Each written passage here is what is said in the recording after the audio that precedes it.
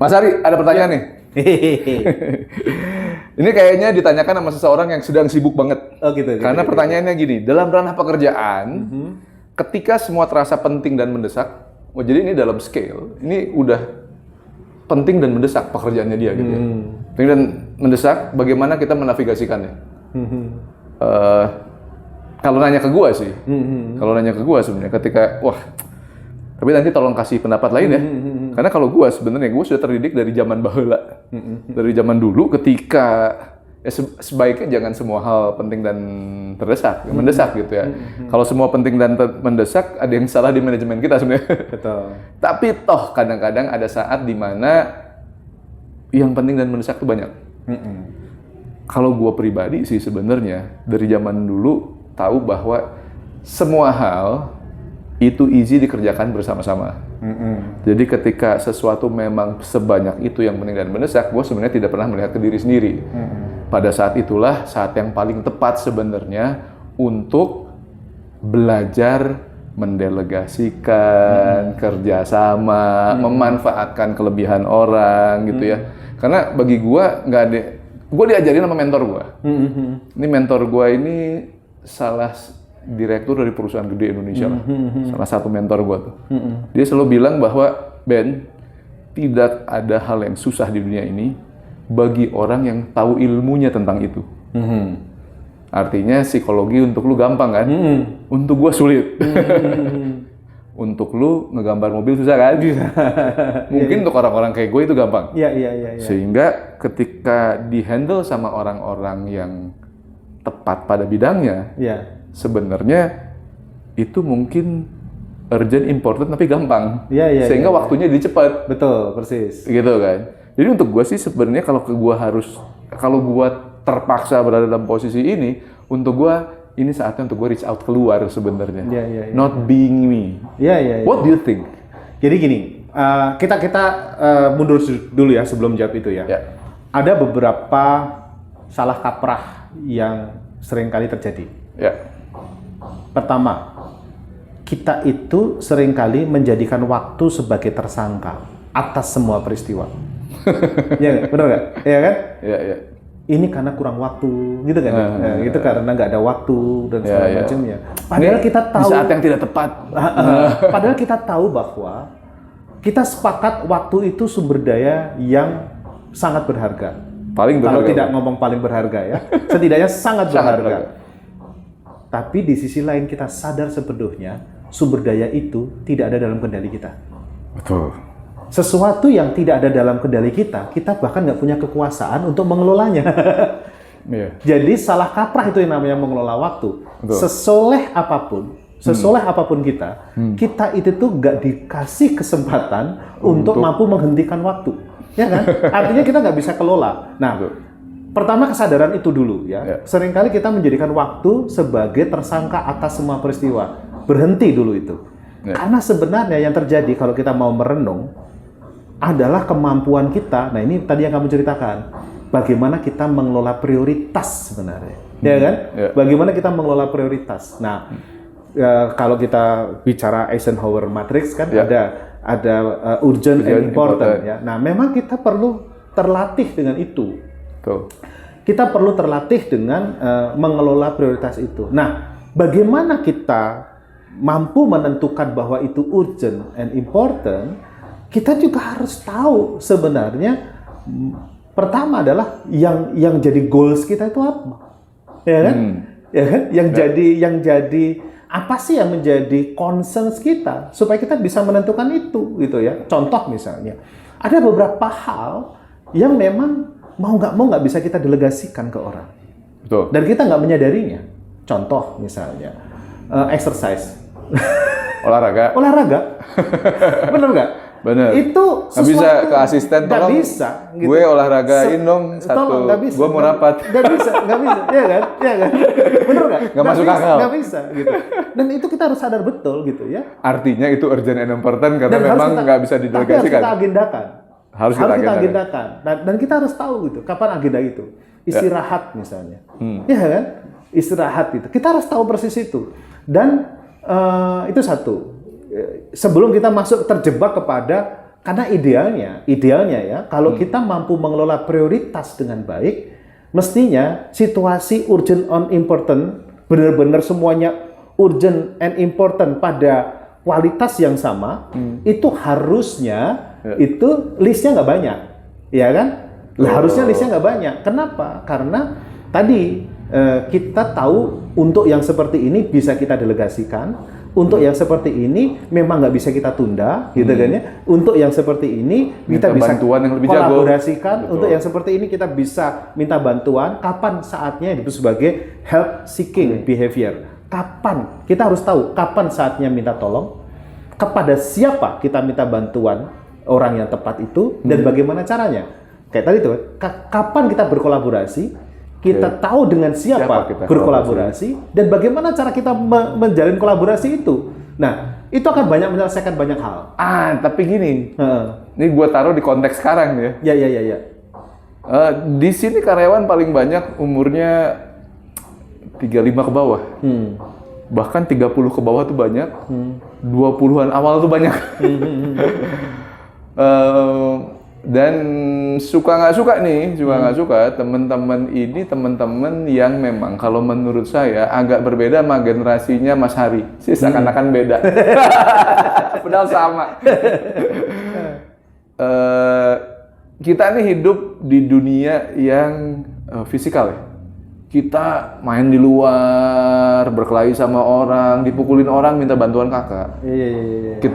Kita membuat aliansi di luar yang kita buat beneran tuh untuk menyelamatkan diri. Saya punya teman yang preman, demi apa? Demi saya selamat. Dia akan melindungi saya gitu. Teman-teman yang sekarang banyaknya tuh iya memang di rumah kan. Di rumah saya ngelihat tadi apa disebut help seeking behavior. Behavior bahasa Indonesia apa sih? Perilaku untuk meminta pertolongan, bantuan gitu ya. Itu tuh suka tidak muncul otomatis. Ya. Bisa jadi kalau tadi dibilang kapan nanya gitu ya, kadang-kadang nanya ke tempat yang salah. Ya. Nanya ke Google untuk sesuatu yang bisa ditanyain lebih gampang langsung ke satpam. Ya. Saya ada beberapa kajian yang memang mengarah ke sana ya. Artinya bisa jadi memang itu adalah karakter satu kohort tertentu, satu generasi tertentu. Bisa juga karena lingkungan yang berbeda, tantangan yang berbeda. Namun memang saya juga menemukan gejala help seeking behavior ini perlu dilatih sejak dini ya oleh anak-anak kita ya, anak kita. Nah, kembali ke yang tadi ya. Nah, pertama memang usahakan kalau tadi bagaimana kita pertama mitigasi dulu ya. Usahakan memang kita itu terlatih untuk priority management ya. Itu satu ya gitu. Kemudian yang kedua memang kita itu terlatih juga tidak segala sesuatu itu harus kita yang lakuin kan. Berarti kita memang harus terlatih membangun kolaborasi. Itu penting. Itu karena jadi kita tahu mana sih yang benar-benar mau nggak mau harus kita lakukan sendiri gitu ya. Mana yang sebenarnya ini memang area untuk berkolaborasi mestinya. Nah, yang ketiga, isunya sebenarnya bukan di situ kadang-kadang. Di mana? Kenapa kok numpuk di urgent important? Isunya adalah pengelolaan energi kita. Maksudnya gimana? Oke. Untuk kita produktif, kita tuh butuh 4 energi.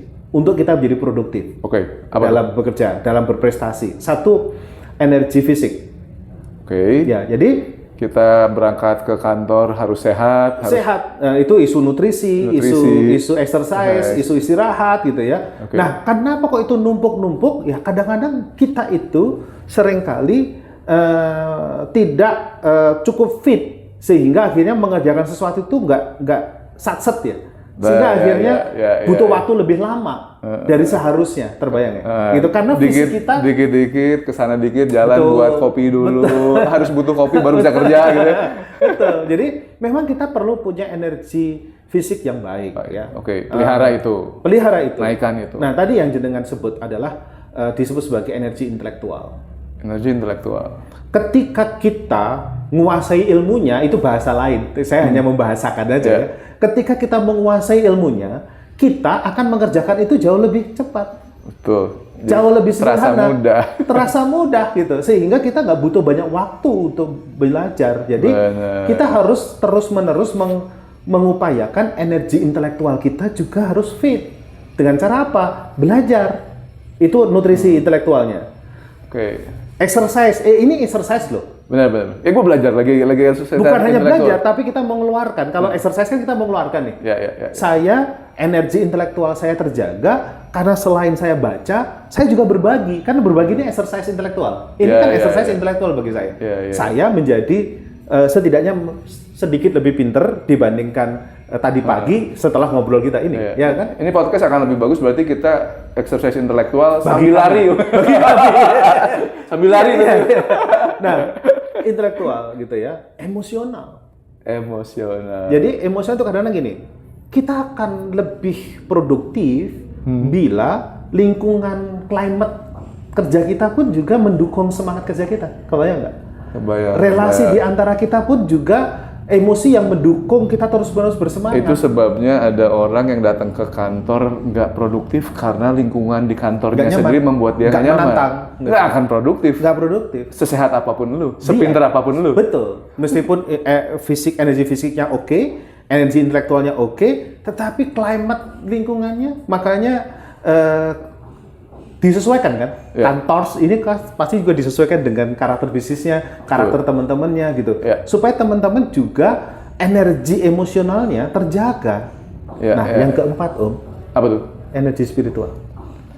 Yes. Jadi teman-teman kalau pengen membaca ini, baca di Harvard Business Review, judulnya Manage Your Energy, Not Your Time. Itu rangkuman dari apa yang saya bicarakan ini. Atau kalau sempatkan baca bukunya, judulnya The Power of Full Engagement.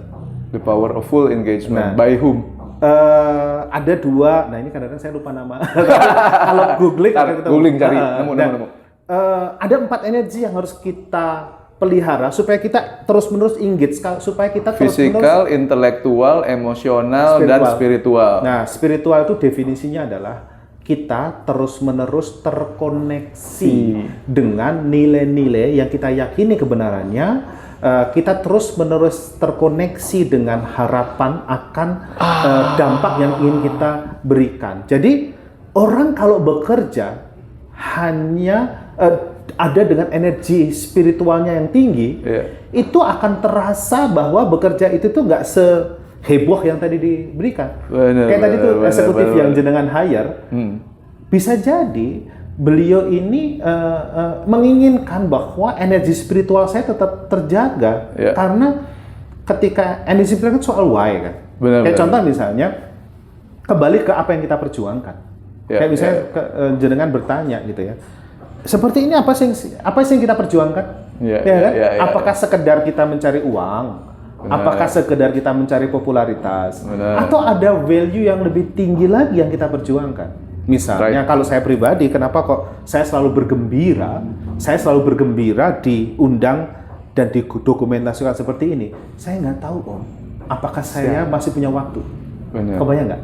Tapi rekaman ini, suatu saat ketika saya nggak ada, ini masih akan ada dan masih akan bermanfaat bagi orang. Kebayang nggak? Ketika saya diundang nulis buku, ketika saya diundang untuk bikin podcast, dan kemudian ini didokumentasikan dan ada peluang disebarluaskan, saya akan bergembira. Dan meskipun mungkin kadang-kadang secara fisik sedang lelah karena dihantam dengan berbagai macam agenda, tapi energi spiritual itu tuh yang kemudian mempengaruhi 3 energi yang lainnya. Benar. Jadi salah satu cara menavigasi yang urgent and important tadi, itu ya, dengan tumpuk-tumpukan banyak tekanan, salah satu yang perlu kita tanya adalah seberapa fit kita. Keempat energi kita itu tuh bahan bakarnya masih ada atau tidak? Gue pernah ada fase di awal-awalnya membuat torch sama energi itu hampir habis. Lelah ya? Lelah. Itu 2 tahun ngebangun torch belum untung. Lelah kan? Lelah kan? Lu sudah physically, emotionally. Physically, capek banget kan? Dulu tuh ngebangun torch itu saya yang naik motor ngetok-ngetokin pabrik lah istilahnya gitu. Mau order itu karyawannya cuma berapa orang gitu kan? CEO sampai ke sana gitu. Ya kalau kantor dari jam 8 sampai jam 5 kerjanya, ini mungkin 24 jam ya. 24 jam. Nyaris. Physical, intelektual, semua ilmu perasaan udah dikeluarin. emosi udah drain dong. Iya. Emosi udah drain, tapi bener loh. Yang lu bilang tadi Spiritual itu, ya? spiritual. Masih jaga harapan.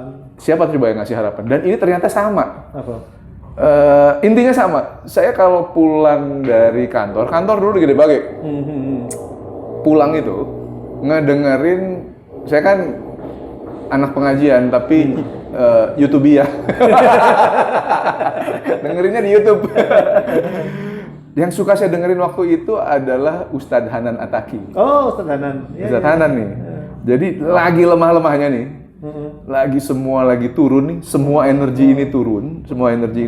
Nah, dengerin Ustadz Hanan Attaqi mengatakan bahwa dia bilang, kamu tahu nggak kenapa? Dia bilang, kenapa ikhtiar kamu harus selalu berbarengan dengan tawakal? Itu bukan hal yang terpisah. Jadi dia bilang, ikhtiar itu tugas semua organ tubuh kamu. Tangan kamu, kaki kamu, otak kamu, mata kamu, mulut kamu, telinga kamu, itu ikhtiar. Tapi di saat yang bersamaan, hati kamu tawakal.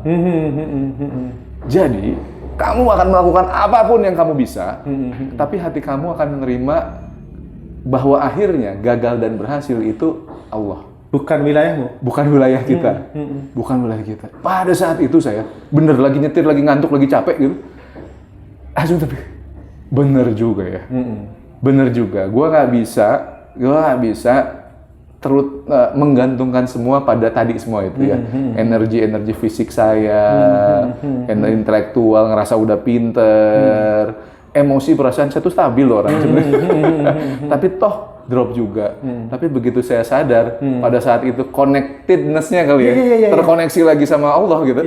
Tak gitu langsung kepikir. Balik lagi tadi why-nya, kenapa gua buat torch? Itu. Tujuannya ingat gua gitu. Iya, itu. Jadi terus-menerus kita terkoneksi dengan perjuangan besar kita itu. Jadi kita harus selalu tanya adalah ini apa? Klub pejuang kehidupan gitu. Jadi apa sih yang kita perjuangkan? Itu penting, Om. Betul. Itu pertanyaan penting dalam kita menjalani yang tadi itu. Kok semuanya listnya itu begitu penting dan berdesak, semua penting dan berdesak semua. Nah, itu yang akan jadi filter kita, mana yang kita dahulukan. Karena mau nggak mau harus ada yang kita dahulukan kan gitu. Jadi itu yang penting. Saya juga punya cerita nih. Sekolah saya kan lama. Dan dihantam dong. Dihantam dengan banyak masalah ya. Betul. Kebayang sih orang kayak gini. Meskipun saya psikolog, saya ngambil PhD-nya itu kan sudah punya anak ya. Anda kebayang ya, gitu kebayang. Saya dulu anak berapa waktu PhD? Kenapa? Anak udah lahir semua kan? Belum. Anak saya yang terakhir itu anak PhD. Woi, oke, siap. Jadi saya tinggal di Belanda. Istri saya itu full time mother sebenarnya. Oke. Even though dia psikolog, seperti istrimu juga gitu ya, tapi memilih ibu rumah tangga itu sebagai karir utamanya. Karir utama itu ibu rumah tangga. Ya. Menjadi psikolog itu tambahan saja gitu ya. Dan itu punya konsekuensi ke finansial kami kan ya. Ya tentu saja kan. Nah terus kemudian ada satu masa juga di mana ketika saya sekolah, Anda kebayang nggak Om? Istri saya itu hanya dalam tanda kutip ya untuk sama anak-anaknya. Itu kan pasti secara finansial berantakan.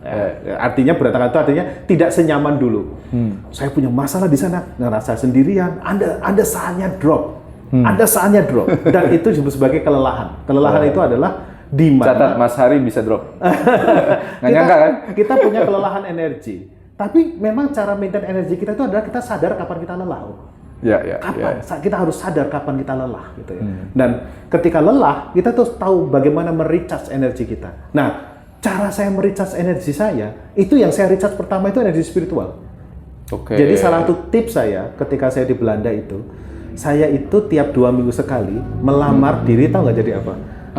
Jadi marbot masjid. Di Belanda? Di Belanda. Bisa ya?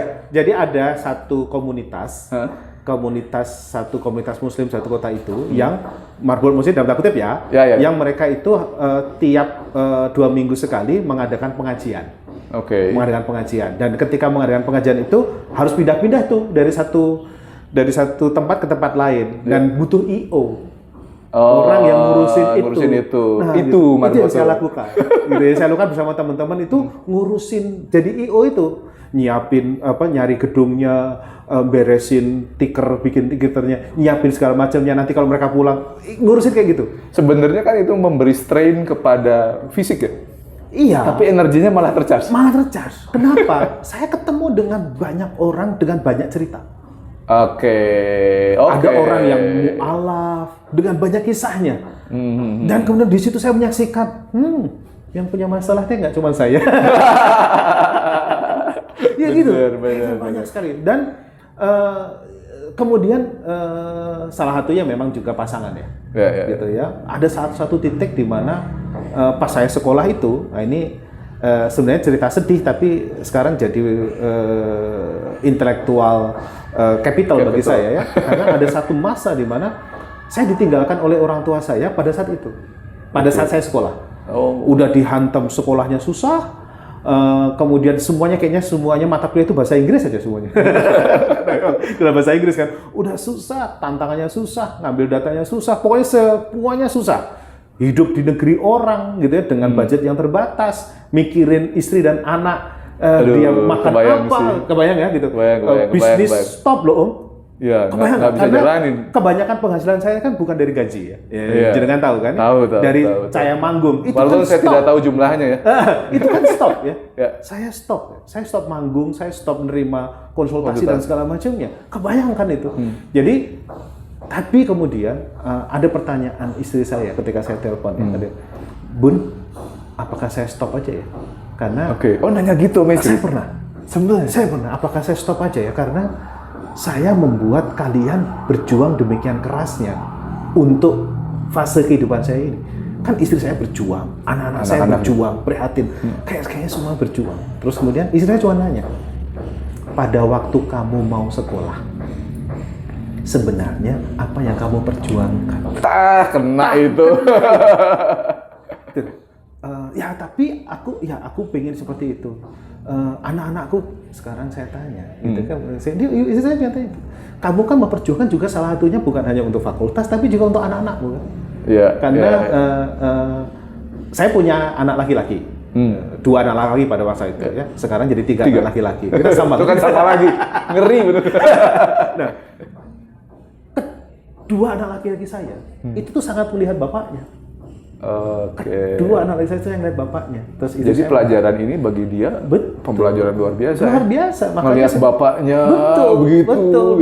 Ya kata istri saya adalah, kamu kan sekolah salah satunya juga untuk ngasih contoh anakmu kan, bahwa ada kisah anak desa dari keluarga sederhana. Gitu kan, yang tadinya tidak percaya diri dengan kemampuan bahasa Inggrisnya, saya tuh nggak percaya diri dengan kemampuan bahasa Inggris saya.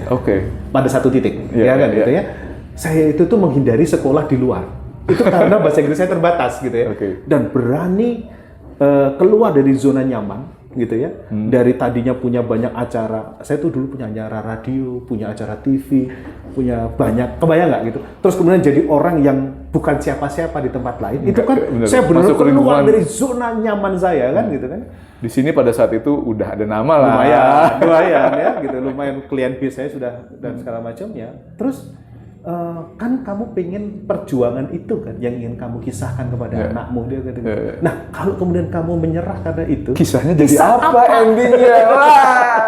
Itu jadi kembali ke pertanyaan tadi ya. Salah satu yang paling penting adalah bagaimana kita menavigasi istilahnya ya. Jadi apa yang jadi panduan bagi kita? Panduan kita kembali lagi adalah sebenarnya apa yang kita perjuangkan. Itu penting Om. Finding your why. Terus kemudian dari sana penting juga tadi ya, dari sana kita bisa tata kembali mana yang jadi prioritas kita. Itu yang kedua. Yang ketiga adalah kolaborasi.